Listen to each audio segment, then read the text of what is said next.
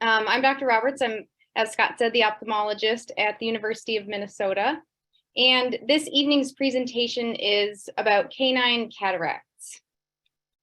So the job of a physician ophthalmologist and a veterinary ophthalmologist have some striking similarities.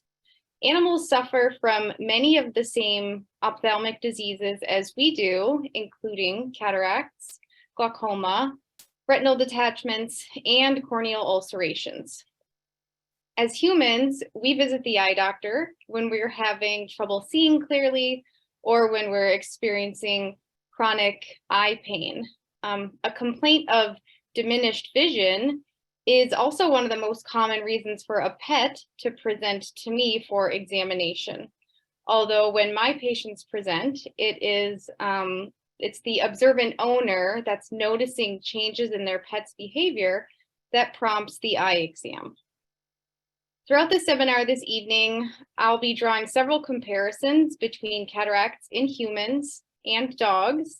And although the causes of cataracts between humans and our canine counterparts vary to some degree, the technology that's used to treat cataracts and restore vision is nearly identical. Additionally, even though tonight's lecture is entitled Canine Cataracts, What Can Be Done? I do want to note that other veterinary species obviously develop cataracts, including cats, horses, and so a lot of the principles that are applied to canine cataract surgery are also applied to feline cataract surgery or equine cataract surgery.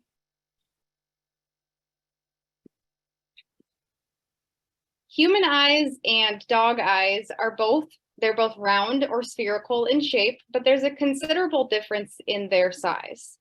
The average human eye is about 24 millimeters in diameter or width, but the average dog eye is anywhere from 9.5 to 12 millimeters in diameter, depending on the breed.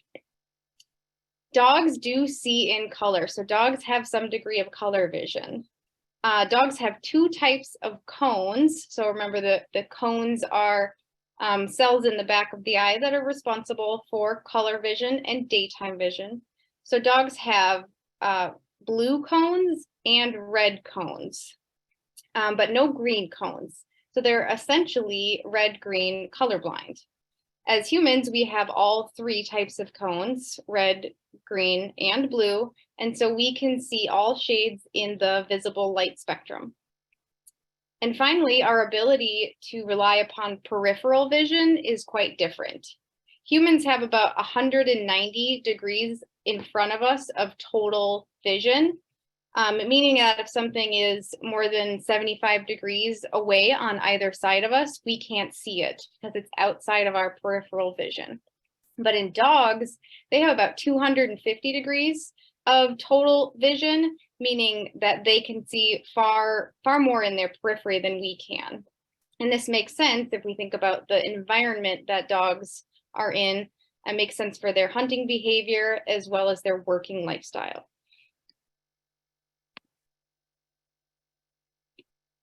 Anatomically speaking, most mammalian eyes are similar in their structure and in their function. So light from the outside world passes through a transparent or clear cornea, and the cornea is the part of the eye where you or I would put a contact lens if we wore them. So light passes through a clear cornea, and then it's fine focused through a transparent lens. And that fine focus of light is transmitted to the back of the eye, where the retina is. And the retina contains the sight cells, the rods, and the cones. And from there, the retina converts light energy into an electrical signal that's carried via the optic nerve to the brain, where an image is actually formed. So disruption anywhere along this pathway of light entering the eye and hitting the retina can lead to vision impairment or even total blindness.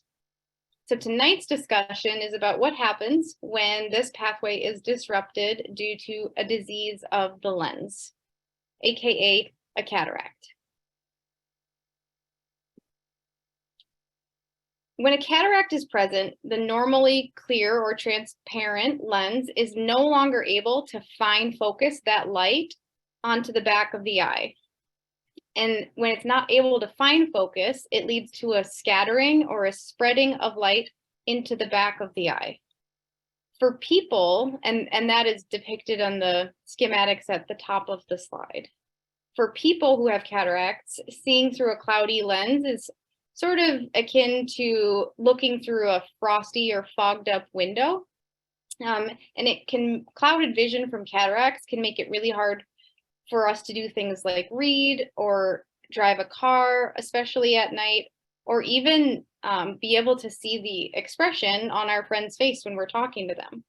And so the photographs at the bottom of the slide correlate to what a person with a healthy, clear, transparent lens would see versus what someone with a cloudy cataractus lens would see.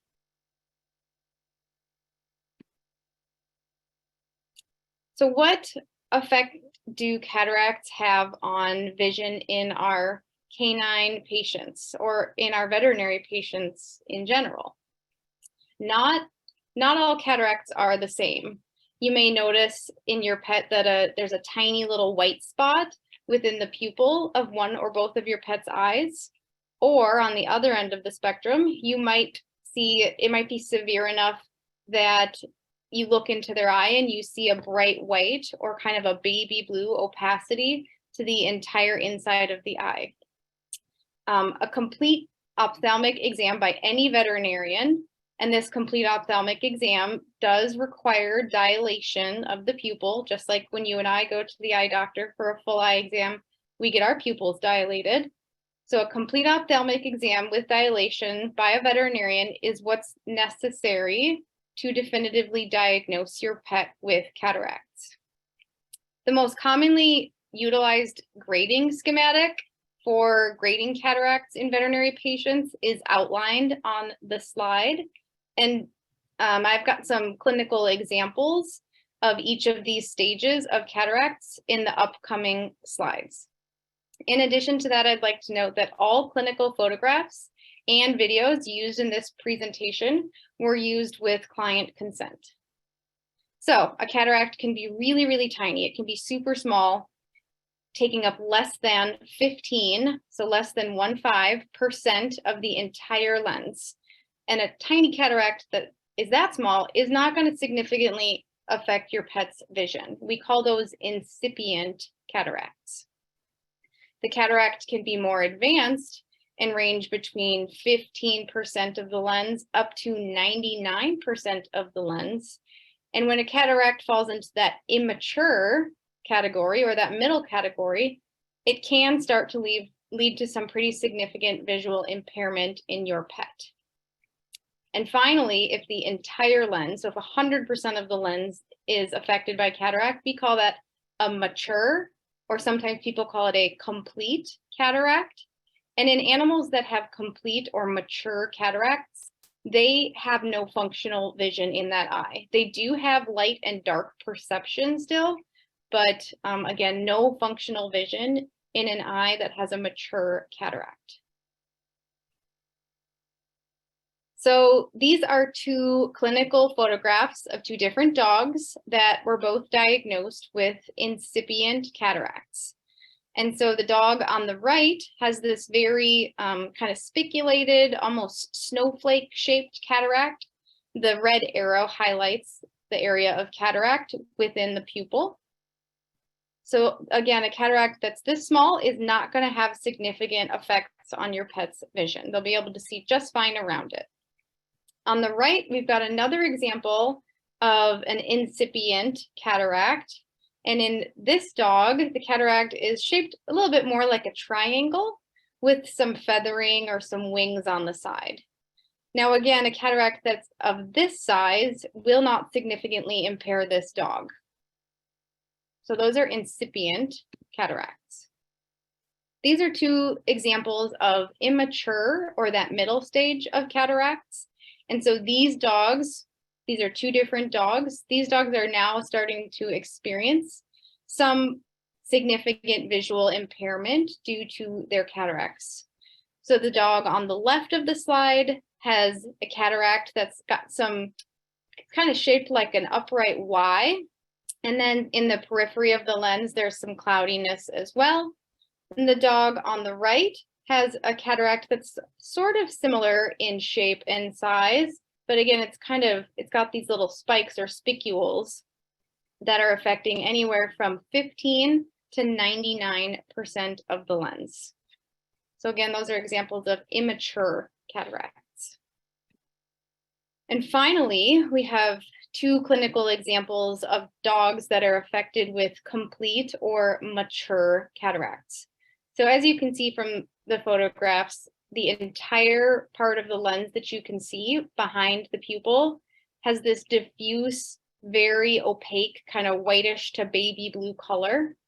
And so these dogs in these eyes are non-visual due to their mature cataracts.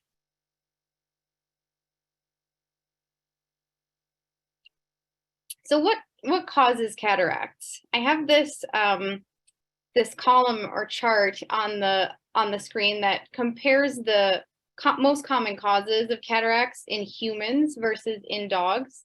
And you'll see that I've indicated that the two most common causes for humans and for canines are indicated by the red asterisks. So cataracts are the most common or the leading cause of blindness in people around the world, and the most common cause of vision impairment in people over the age of 55. In fact, 90% of people over the age of 65 have some degree of cataract. And so, as you can see, age-related, or we call it senile, cataracts is the most common cause in people. In dogs, the most common cause is actually genetics, meaning that your pet was born with genes that predispose them to develop a cataract at some point in their life. And that can be early in life, it can be middle-aged, and it can be older. Numerous purebred breeds of dogs are highly predisposed to developing cataracts. And in some of those breeds, it's really early in life. We call that a juvenile cataract. But any breed of dog at any age, and so even mixed breed dogs, can develop cataracts. After genetics in dogs, the second most common cause is diabetes, particularly diabetes mellitus. It's worth noting that people also develop genetic and diabetic cataracts, but not to the same degree that dogs do.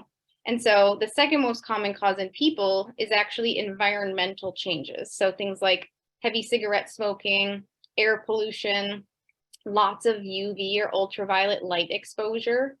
And so in addition to genetics and diabetes for dogs, going back to dogs now, extremely geriatric dogs. So I'm talking dogs that are like 14 or 15 years old or older than that can develop senile cataract. It's just not as common as in people because dogs don't live as long as we do.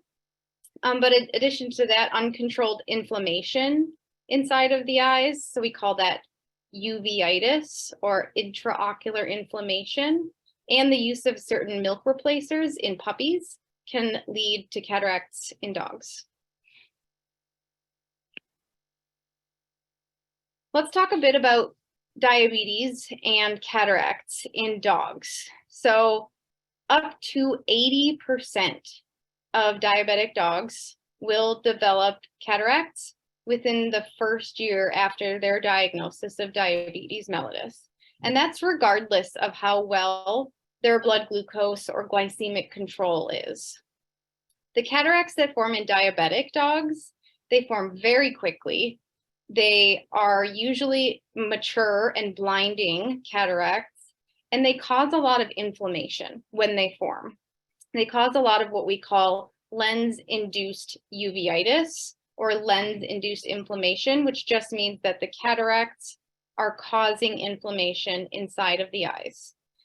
And if that lens-induced uveitis isn't well controlled with medication, these dogs will go on to develop glaucoma. So they'll develop a high pressure inside of their eyes. And so, and the glaucoma in these patients is notoriously really hard to manage medically. So your best bet, if you have a diabetic dog that develops these blinding severe cataracts, is if you're able to pursue surgery sooner rather than later.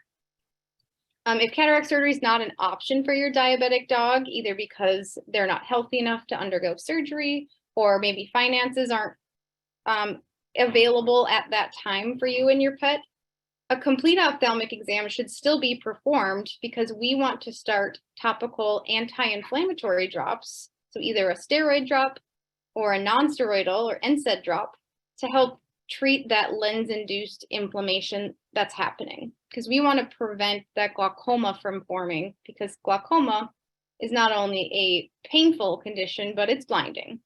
So because it's painful, it's a quality of life issue for pets.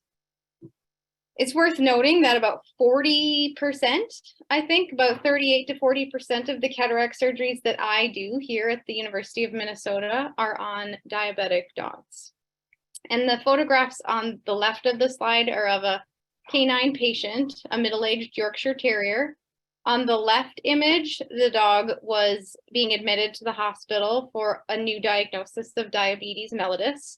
You could see on their front leg, they've got a little shaved spot because we were about to place a catheter to hospitalize the dog for treatment. And then on the right, that right photograph is 6 months later. So 6 months later, this dog presented for an acute onset of blindness that happened over a weekend. And the blindness was being caused by those complete cataracts.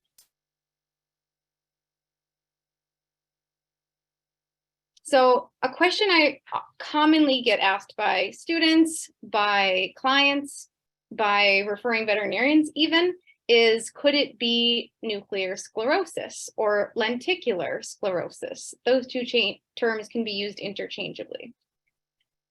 So as your dog ages, you might start to notice this like kind of hazy bluish discoloration to the lens. So a bluish haze to their pupil, but it's not that bright white or bright baby blue change that happens with cataracts. And that haziness that you're seeing, it's actually just a normal age-related change that happens to the lens, and we call it nuclear sclerosis. With nuclear sclerosis, the lens fibers are actually being compressed from the outside in over the entire lifetime of the dog. And so that compression of the lens fibers is what leads to that haziness in the center of the lens. Nuclear sclerosis will not make dogs blind. It just will maybe make them have a little bit harder time seeing fine or perfect detail in their day-to-day tasks. So it has minimal to no effect on functional vision. This change of nuclear sclerosis or lenticular sclerosis actually happens in people too. It happens in all mammals that have a lens. And so it happens in horses, it happens in cats, but it happens in people. And this change, nuclear sclerosis in us, is what leads to a condition called presbyopia.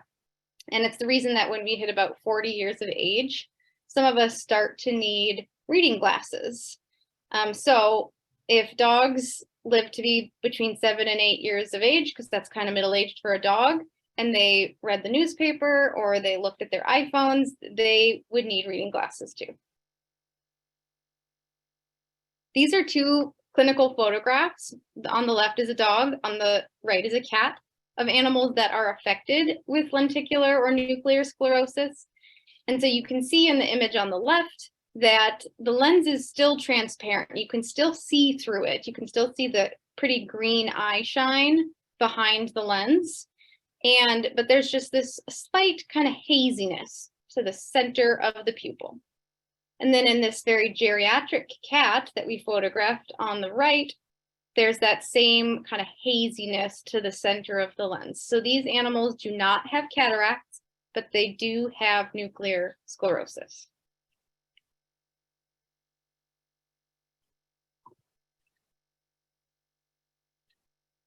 So clients will often ask me if their is a non-surgical option for the treatment of cataracts in their pet. And while there are certainly marketed and targeted products that are advertised, no currently available oral or topical medication has been shown to be safe and effective at this task of curing cataracts. So once a lens has developed a cataract, there's no effective medical treatment. So please don't believe those online advertisements. I wish there was a drop that cured cataracts, but there isn't at this time.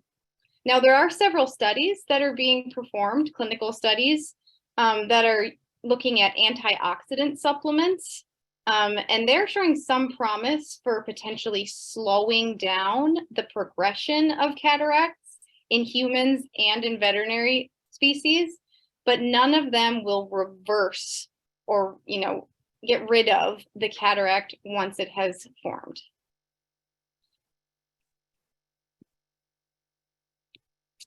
The second half of tonight's presentation, and that I'll spend more time on than the first half, focuses on cataract surgery. And so because there's no medical treatment option, the only option is surgical intervention. So success rates, let's talk about the success rate of cataract surgery. And these are success rates for dogs, these statistics. We consider a successful surgery to be an eye that is both visual and comfortable long-term. So anywhere from 3 to 5 years after surgery. That's 86% success rate. To be completely honest, early intervention is can have effects on the success rate of cataract surgery in dogs. So dogs who had cataract surgery within just a few weeks or months of their diagnosis of developing an advanced cataract statistically have better outcomes than dogs who've had cataracts for years. And the reason for that is because the longer the cataract is present in the eye, the more likely that eye is to sustain the consequences of that lens-induced uveitis or lens-induced inflammation. Also worth noting that once the cataract is surgically removed, it does not grow back. It doesn't come back over time. So if I do cataract surgery on a 10-month-old puppy because they have juvenile cataracts and they're having a hard time seeing, throughout the remainder of that dog's life, their cataracts aren't going to come back. We're not going to have to redo cataract surgery. So it's a one and done surgery. So how do I know and how would you know that your pet would be a good candidate for cataract surgery? There's certain criteria that your pet needs to meet in order for me to deem them a safe and healthy candidate for cataract removal surgery. The first criteria is visual impairment, right? So the whole point of doing cataract surgery is to restore vision to a visually impaired animal. Secondly, the retina, which is that layer of sight cells in the back of the eye. So sight cells being cones for day vision and color vision, and rods for night vision. That retina needs to be attached to its blood supply, and it needs to be working correctly. And so an ocular ultrasound and an ERG are two tests that we'll go through in more detail on the next slide that help us to determine if the retina is attached and working. Because if the retina is not working and it's not attached, vision won't be restored by removing the cataract. Any systemic infections that may be present in the animal's body need to be treated or controlled. The reason for that is that any systemic infection could leach bacteria into the bloodstream. And when we're doing cataract surgery, we actually open up the eye, and sometimes a little bit of blood gets in the eye. And so if there's bacteria in the animal's bloodstream, that bacteria gets into the eye and it can cause catastrophic failure. Diabetic patients are, in general, more immune compromised, and so they're at higher risk for having systemic infections, whether that be a bladder infection, or maybe they have terrible dental disease, so they've got an infection in their mouth. So we have to treat those infections before we take your pet to cataract surgery. The patient needs to be amenable to intensive handling. So what does that mean? What does intensive handling mean? Intensive handling means multiple eye exams performed by me and my team. It also means staying in the hospital during surgery and for aftercare, and being able and willing to receive lots of different eye medications. So we have animals receiving anywhere from 4 different eye medications 4 to 6 times per day after surgery. So your pet has to be amenable to that. And finally, you as the pet owner, you do need to be prepared for a financial investment. I will talk about later in this lecture about that financial investment and what it looks like. You need to be willing to do that intense post-operative care for your pet. You need to come back in and see me for a lot of rechecks. There are 7 rechecks within the first year after a routine cataract surgery. And you need to be aware of the risks that are associated with general anesthesia. So all of those criteria make for a good candidate for cataract surgery. Preoperative testing in your pet includes blood work, a complete or comprehensive physical exam, and then an assessment of anesthetic level of risk. So we look at things like, is the pet healthy enough to undergo an extended anesthetic event? So just for reference, if we only operate one eye in your pet, the anesthetic event is about 45 minutes to an hour. And if we operate both eyes, it can be up to 2.5 hours, depending on the degree of difficulty for surgery. And animals have to be anesthetized for their cataract surgery.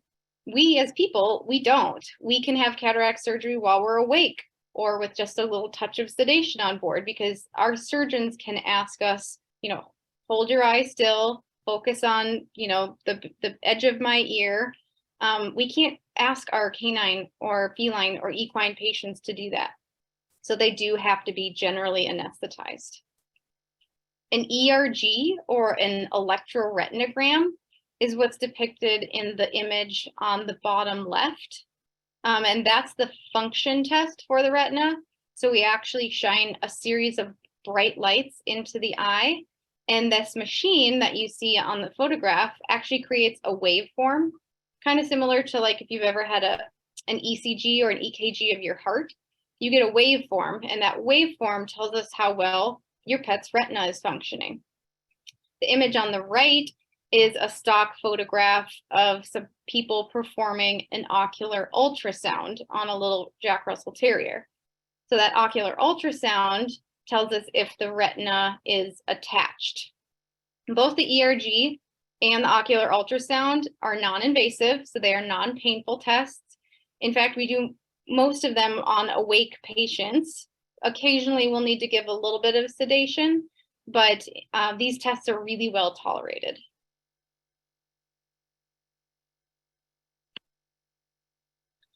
So let's talk about whether we should do one eye or both eyes. And I get this question a lot from clients, and I think it stems from the fact that if you or I were to have cataract surgery in both eyes, they would stagger it. So we would have surgery on one eye and not on the other, let that heal for a few weeks, and then we would go in and have our other eye done.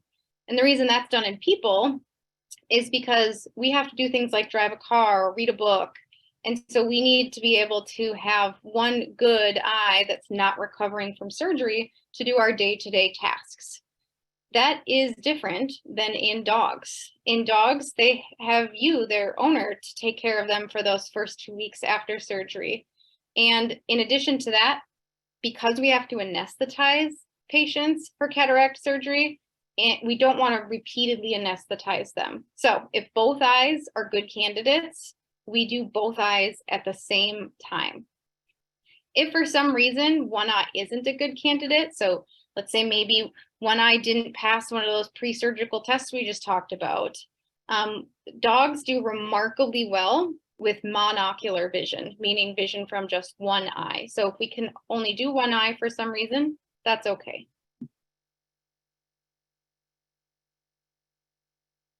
So if your dog passes all that preoperative testing, surgery is scheduled. Your pet needs to come into the hospital the evening or afternoon prior to surgery, and they stay in the hospital that night before their surgery because we give them lots of eye medications to essentially prime the eye or get the eye ready for surgery.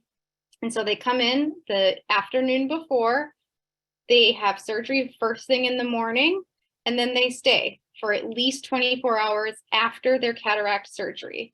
And I'll talk about why they stay for 24 hours, and it has to do with complications that can happen after cataract surgery. In addition to that, your pet will be sent home with oral antibiotics and oral anti-inflammatories. So that anti-inflammatory, it's pain reducing, even though cataract surgery is really not painful, but it's also an anti-inflammatory because eyes can be relatively inflamed following surgery. So those are prescribed for the first 2 weeks, and then multiple eye drops are prescribed up to 4 to 6 times per day for the first 2 weeks. And those eye drops are really important. So one of them is an antibiotic, one of them is an anti-inflammatory, one of them is a lubricant, one of them might be a steroid drop, one of them might be to help reduce pressure if your pet has a pressure spike after surgery. So those drops are really, really important. In the long term, once your pet's healed from the cataract surgery and your life kind of goes back to normal, they're still going to be on an anti-inflammatory eye drop at least once a day or maybe every other day for the long term, for the rest of the life of that eye. So you're not done doing eye drops just because your pet has cataract surgery, but the frequency is really, really low in the long run.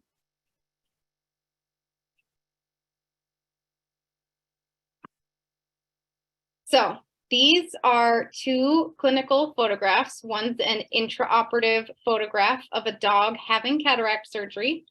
And so cataract surgery in dogs is just like it is in people. So we use this really cool ultrasonic phacoemulsification needle that's essentially like a tiny jackhammer to go in and break up the cataract and suck it out of the eye.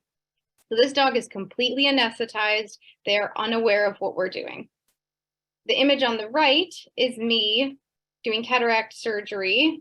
And we're, as you can see, we're using this microscope, this device. And so because the eye is so small and because we need such perfect detail to see what we're doing, we actually do surgery through a microscope. So I'm looking through the microscope and then my hands are down at the patient's head doing the surgery.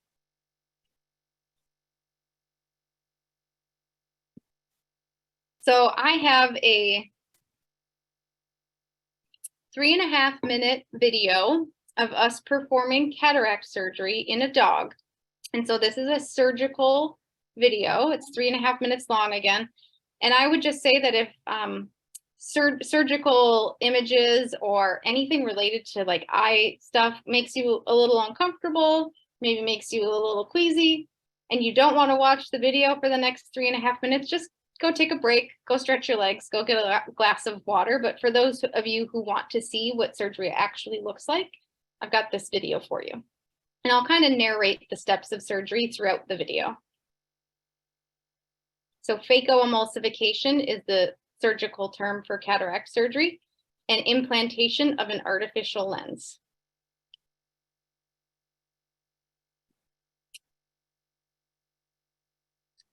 All right, so we are entering the eye with a very small surgical blade because we have to be inside of the eye in order to get the cataract out. So now we're making a tiny hole in the capsule or the outside shell of the lens, and we're going to tear that shell open so that we have a window to get in and suck out all of that cataract. So you can see I've made a tiny little tear in the lens capsule, and now I'm using a special forceps to open up that tear and make it big enough for me to get my instruments into the eye.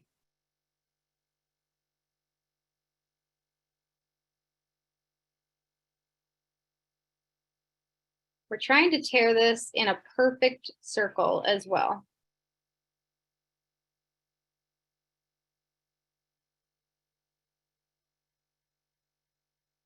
All right, so now we've torn a hole or a circle in the lens capsule, and we've inserted our phaco emulsification needle. So this needle is like a really tiny jackhammer that's kind of going in and using ultrasonic energy to break up the cataract and suck it out. So it's pushing fluid into the eye and sucking fluid out of the eye all at the same time.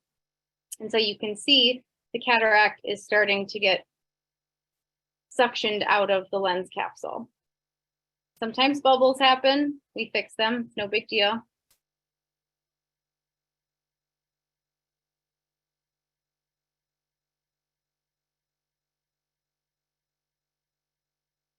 So still working on getting all those pieces of cataract out of the lens capsule. This video is obviously sped up. So now that we've got most of the large pieces out, we continue, and you can start to see that the eye is looking much more clear.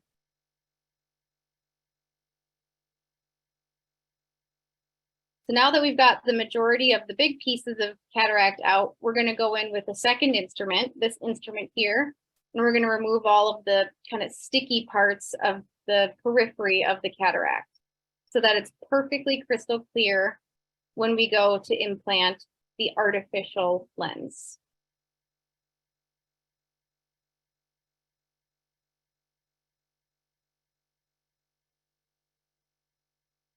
It's the last part here that we're getting out. Very tenacious. Now we're reinflating the eye because we're getting ready to inject the artificial lens. So this is a folded up plastic or acrylic lens that's going to kind of expand once it's inside of the eye. It's going to open up. And this plastic or artificial acrylic lens is what the animal is going to focus through so that they have perfect 20/20 vision. And in dogs, we have to put several very, very tiny sutures in. So that's what this is here. We're suturing closed that little hole we made into the eye. And this suture material is so small. It's actually smaller than a strand of hair. So these little tiny sutures will break down over 2 weeks, and they are not uncomfortable for the pet. So that's cataract surgery in a dog. Anybody who tuned out for the video can tune back in now. So this is a clinical photograph of a dog following cataract surgery, and you can see that artificial lens really clearly inside of the lens capsule. So sometimes we call these artificial lenses IOLs, which is just short for intraocular lens. And they can be kind of rigid plastic, or they can be like a foldable type of lens. I tend to use the foldable type because you can make a smaller incision and get that foldable lens into the eye and it expands open.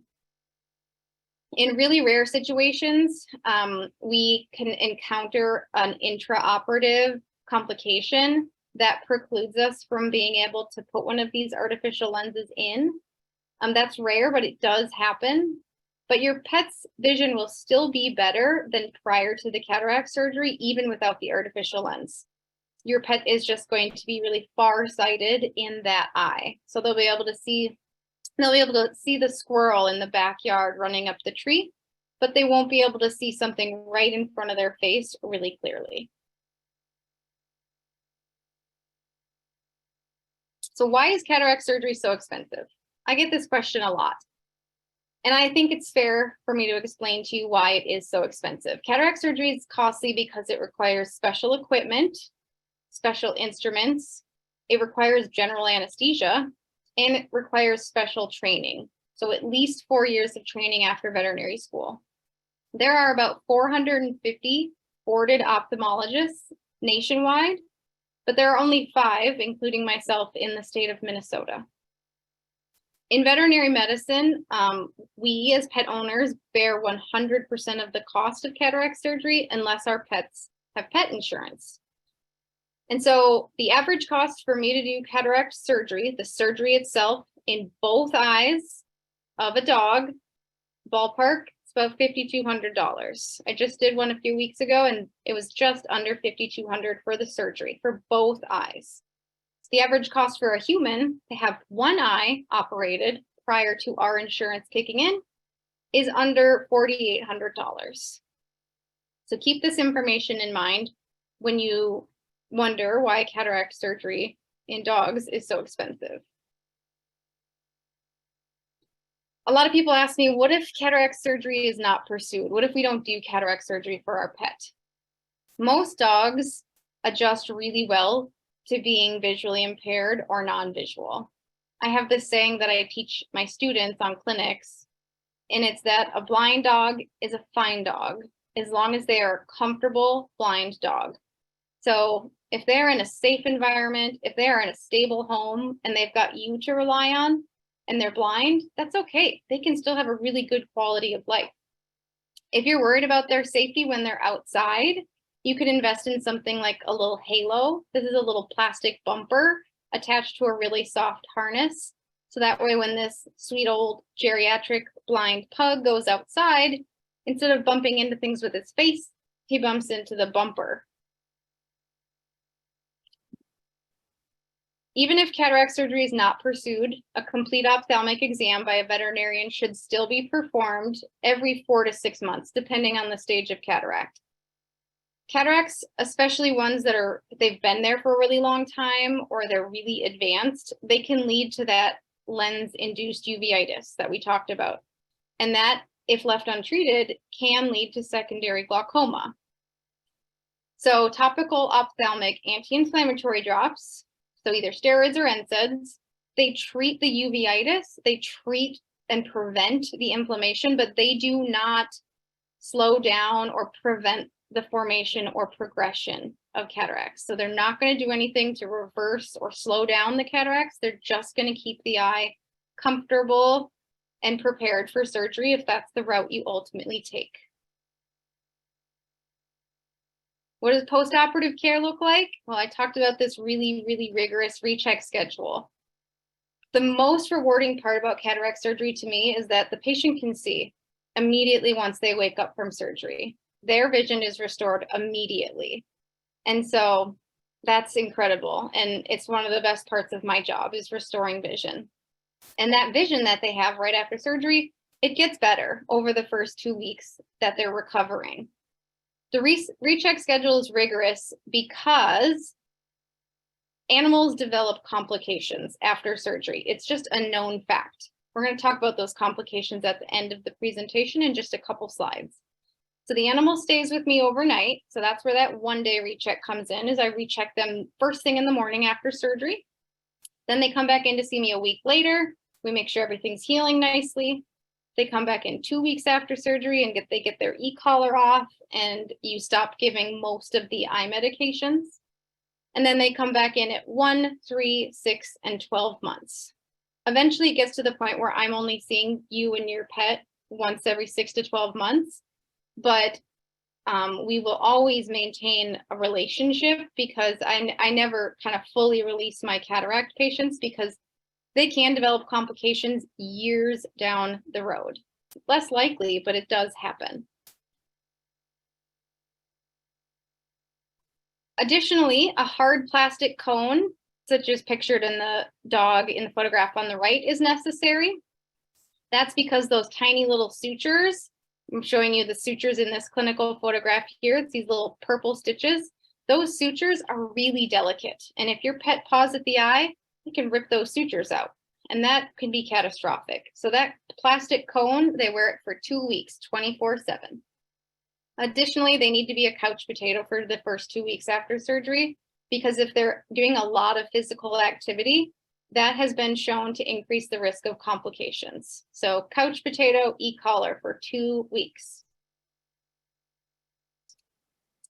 And finally, I think it's important for me to note that, I've been talking about how this surgery is a miracle and we can restore your pet's vision, improve their quality of life, but there are risks that are associated with surgery. Just like any surgery, there are risks that we have to prepare for.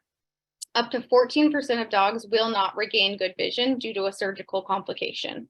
And that surgical complication can be minor, or in the worst case scenario, it can be really severe and they can end up non-visual in that eye. The complications that I always discuss with clients include glaucoma, which is high pressure in the eye. A lot of animals, a third of dogs will experience high pressure within that first 24 hours after surgery, but that's why they stay in the hospital with me, so I can intervene and bring their pressure down. But some dogs need to stay on glaucoma drops long-term. So up to 15% can have long-term glaucoma, and that glaucoma can be medically managed, or sometimes another surgery is necessary. A retinal detachment is another complication that can occur.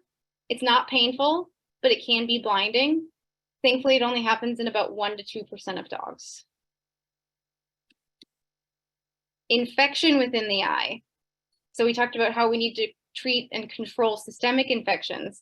So an infection within the eye that you've operated usually happens within the first 2 weeks, and it's really rare, less than 1%, but it's catastrophic, and it will cause blindness and might even require removal of the globe. And then finally, just being aware that anesthesia for any procedure on any patient has inherent risks. And so just being aware of those anesthetic risks is really important. All right, and with that, I'm going to hand it back to Scott, and we have some time to answer some questions. Perfect. Thank you so much, Dr. Roberts. That was such an informative presentation. We have a lot of questions coming in from our audience and ones that were pre-submitted. So if you're ready, we can jump right in. I am ready.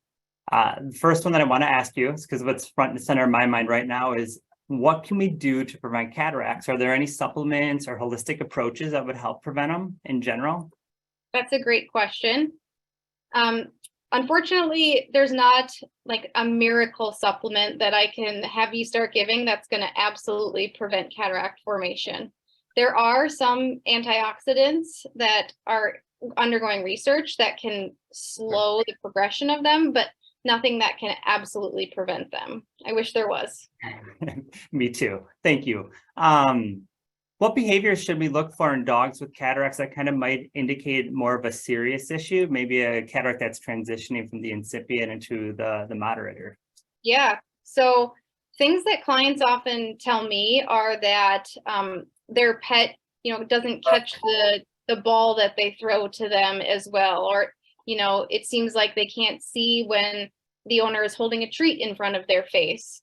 Or worst case scenario, sometimes people will say, well, my dog bumps into stuff. Like we'll be outside going for a walk and it'll just bump into a curb. And so those kind of subtle things, sometimes they're subtle, sometimes they're not, are the clues that that pet is experiencing visual impairment. Got it. Thank you. We had a lot of questions about breeds, so maybe a two-part question. The first is, are there any breeds that are kind of more predisposed to getting cataracts? And two, are there any breeds that might kind of heal faster from cataracts? Surgery, sorry. Sure. All dogs, cats, and horses will heal at the same rate. They all have a pretty incredible ability to heal, just like we do, as long as there's no complicating factors like infection or glaucoma. And so there's no specific breed of dog that heals better. I will say that diabetic dogs tend to have a little bit of a lengthier healing process just because they're immune compromised and they don't heal quite as well. And then breeds. What breeds are predisposed to cataracts? So breeds that come to my mind include Labrador Retrievers, Boston Terriers, Jack Russell Terriers, Shih Tzus, Greyhounds.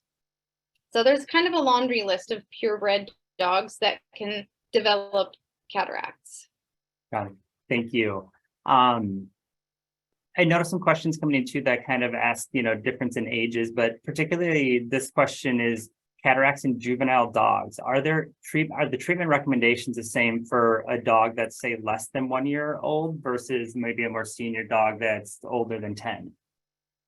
Good question. So juvenile cataracts are technically considered a cataract that happens in a dog under 18 months of age. And so we do cataract surgery on juvenile cataracts. The youngest dog I've done cataract surgery on was 10 months old. And the only difference is that young dogs tend to have less anesthetic risks because they don't have things like heart disease or kidney disease or liver disease. And so from a surgical standpoint, for me, it's no different to do surgery on a 10-month-old, a 10-year-old, or a 15-year-old. But the anesthetic risk kind of starts to creep up in severity as the pet gets geriatric. Sure, thank you. One that just came in is in human cataract surgery, there's typically multiple lens options for humans to have. Is that also true for dogs, or do you kind of have a one lens fits all type approach in veterinary medicine? I love that question. I had that same question when I was doing my residency training. I was like, is the strength of a German Shepherd lens the same as the strength of a Great Dane or a Chihuahua? And so the answer to that is we use the exact same diopter strength lens for all dogs. We use a different strength for all cats, and we use a different strength for all horses. And what we've done, what we've learned is that that strength works pretty well for all dog breeds and dogs of all sizes. So we restore almost 20/20 vision, even though we're using a generic strength lens in them. And that strength, if anyone's interested, is 41 diopter strength. Got it. Thank you. Is there a percentage of impairment or kind of blockage that the cataract is doing that is recommended before even considering surgery? What do you recommend or counsel your clients on? I like to use the term significant visual impairment, and that can be different from dog to dog. But usually significant visual impairment happens when the greater than 90% of the lens is affected by cataract, and that pet is starting to show behaviors that maybe they're less confident, especially in an unfamiliar environment. And so the benefits of doing surgery to restore vision, at that point, they outweigh the risks of complications happening. So that is the stage that I do cataract surgery, is when they are significantly visually impaired. Got it. Thank you. Got a bigger question. It's a bit of a mouthful, so I'm going to try to sum it up the best I can. But somebody asks, if an incipient cataract is found incidentally in a young dog with no secondary concerns, and the owner would just like to monitor, how long should they wait to check for progression of the cataract? So my approach to this is might be a little different than another ophthalmologist, but for me, the first time I notice a cataract in a dog, I say, come back and see me in 6 months, and we'll check and see if it looks exactly the same. And if it does, then it's just once a year we recheck it. But if you come back in 6 months and it looks considerably different, then we're not going to wait another full year before you come back and see me. Or if you notice that the eye looks different before that 6-month recheck, then you call me and you come in sooner and you say, hey, Dr. Roberts, the eye looks different. I think the cataract's getting worse. And so it sort of depends from dog to dog, but in general, I say 6 months for that first recheck and then a year after that, every year. Perfect. Thank you. Are there any genetic markers or early diagnostics that can predict if cataracts will develop in the first place? Good question. There is a lot of research going into particularly juvenile cataracts. And so there is a genetic test for certain breeds. I think it's like 52 breeds that we can run this test on, and it's looking for a specific gene. And if your pet has 2 copies of that gene, they will develop cataracts. If they only have 1 copy of that gene, they're considered a carrier. And so we use that information when we're discussing whether or not it's appropriate to breed that dog, or if the pet owner is just trying to anticipate if their dog's going to get cataracts. So yes, there is a genetic test available in a lot of breeds, but not every single breed of dog is on that list yet. Sure, understood. we have a lot of people in the audience that I'm going to call eye aware. I'm seeing a lot of questions come through with ulcers and glaucoma. Can you talk about any relationship that an eye ulcer or glaucoma of the eye would be or could be related to cataracts? Yes, absolutely. So I'm going to tackle the ulcer one first because it's an easier answer. Eyes in veterinary animals that have a cataract should not ever have an ulcer. So there's no specific way to link those two diseases. So an ulcer being a scratch on the surface of the eye. So just because a dog has a cataract does not mean they're going to be at higher risk for getting an ulcer. And the reverse is the same. So just because an animal has an ulcer doesn't mean they're going to get a cataract. Thankfully, they're kind of mutually exclusive. The same cannot be said for glaucoma. As I mentioned a couple of times in the presentation, the cataracts cause inflammation in the eye. And if that inflammation is chronic, it will lead to glaucoma because it leads to scarring and closing of the fluid drainage angle. So an eye with a cataract can absolutely develop glaucoma. Perfect. Thank you. I think we have time for just one more question. So I hope this is a good one to end on. But can you and when should you remove cataracts for dogs? Only when there's a functional impairment or a vision loss? And how do you weigh that decision with a senior dog?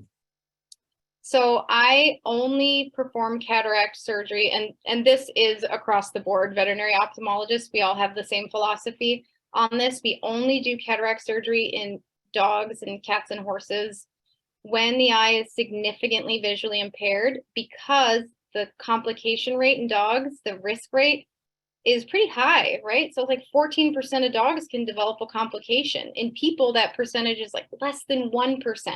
So the benefits versus the risk you have to balance those. And so they have to be visually impaired enough to warrant doing cataract surgery. And finally, I will say that a lot of my cataract surgeries are on senior pets. I do a lot of elderly dog cataract surgeries, and I really improve their quality of life. So for me, age is not a disease. It's just that older dogs tend to have other comorbidities that maybe make it a little bit more of a risky anesthetic event. But I have done cataract surgery on a 16-year-old dog before, and they did great.